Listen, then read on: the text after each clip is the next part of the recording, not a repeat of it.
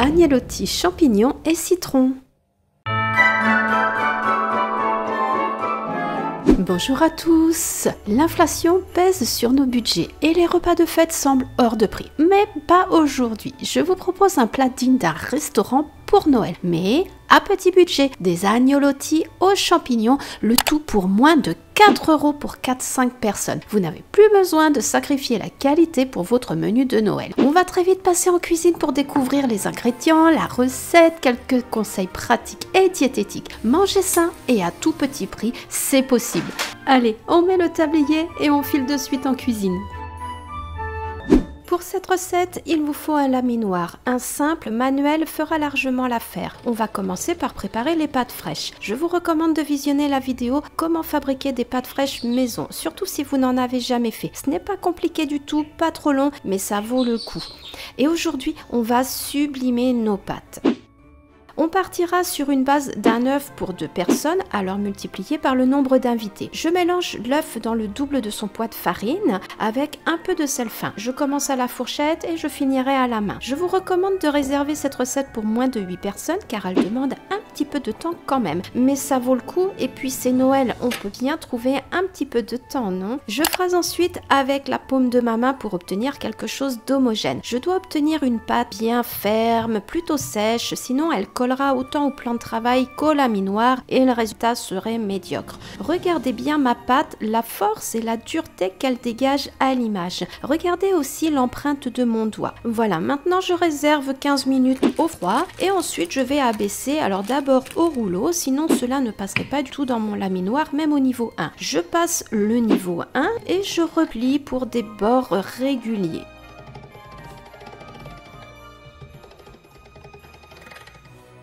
Ensuite, je passe au niveau 2,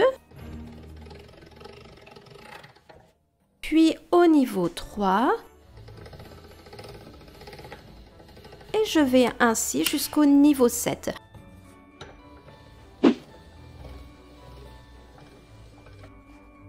J'obtiens alors une sorte de feuille plutôt fine. Impossible d'obtenir cela avec un rouleau à pâtisserie et il faut absolument cette finesse pour un pliage en agnolotti. Voilà, maintenant je réserve dans un torchon bien propre pour que ma pâte ne croûte pas mais ne s'humidifie pas non plus. Voilà, étape 1 terminée. Nous allons préparer la farce champignons. On va d'abord laver et bien essuyer les champignons qu'il n'y ait absolument aucune trace d'humidité. On va les hacher très finement et on fera de même avec l'échalote. Ensuite, avec une cuillère à soupe d'huile d'olive, vous pouvez réduire vos champignons et l'échalote à la poêle.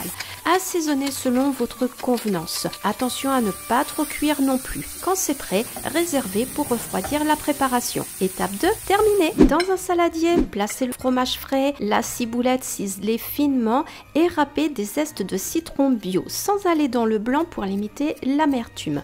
Salé et poivré, alors attention si votre fromage frais est déjà salé. Ajoutez ensuite la farce de champignons bien refroidie. Mélangez bien le tout. Et enfin, remplissez une poche avec une douille lisse, ça ira beaucoup plus vite qu'à la cuillère et c'est plus régulier. Étape 3, fini. On reprend maintenant notre pâte fraîche et on fleure très légèrement de farine pour éviter qu'elle ne colle au plan de travail. Vous disposerez des petits tas de la taille d'une noix en espaçant bien d'un bon doigt. Prenez bien le temps de faire les choses et d'être bien régulier. Ça vaut le coup sur la présentation finale. Restez aussi à 2 bons centimètres du bord pour faire un beau pliage comme à l'écran.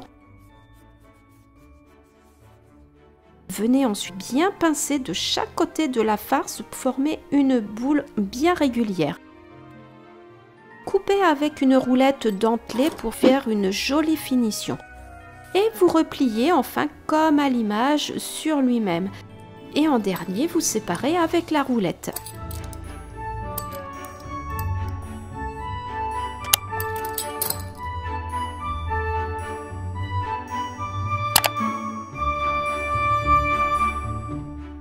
Réservez ensuite vos agnolotti sur une assiette légèrement farinée ou encore avec un petit peu de semoule de blé en dessous parce que votre farce est humide à l'intérieur et donc dans un moment votre agnolotti risque de coller à l'assiette et ce serait dommage. Étape 4, terminée. Voilà, maintenant tout le monde est à table, alors nous allons pouvoir cuire nos agnolotis. Dans un grand contenant en eau à ébullition pendant 2 minutes, c'est tout. On va simplement attendre la reprise de l'ébullition et que les agnolotis remontent à la surface. En parallèle, pour la sauce, je prévois une poêle où je fais fondre la moitié à 1 micro-beurre par personne, à peine, et dans laquelle je vais glisser aussi quelques lamelles de champignons et puis quelques feuilles de jeunes pousses d'épinards ou de betterave, mais à la dernière seconde. J'assaisonne et je rajoute 2 à 3 cuillères d'eau pour mouiller la poêle. Dès que les agnolotis sont cuits et donc remontés à la surface, je les égoutte et je les verse dans ma poêle, 1 minute à peine et c'est prêt. Il n'y a plus qu'à dresser les assiettes avec une jolie salade, toujours des jeunes pousses d'épinards et de betteraves. Je vous recommande 8 à 10 agnolotis par personne, cela suffit amplement après un apéritif, une entrée et derrière il y a très certainement un plateau de fromage et peut-être une belle bûche aussi. Avec quelques coupettes, même si cela reste plutôt léger, il n'est pas utile de surcharger l'assiette. Pour le coup, eh bien, cette recette m'aura coûté seulement 3,94 € pour 4 personnes, c'est donc très économique.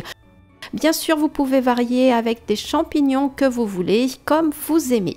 Je vous invite en commentaire si vous avez besoin de précision. En attendant, je vous souhaite de joyeuses fêtes de fin d'année, un très bon appétit et vous dis à très vite ici sur Cuisine Ophélie.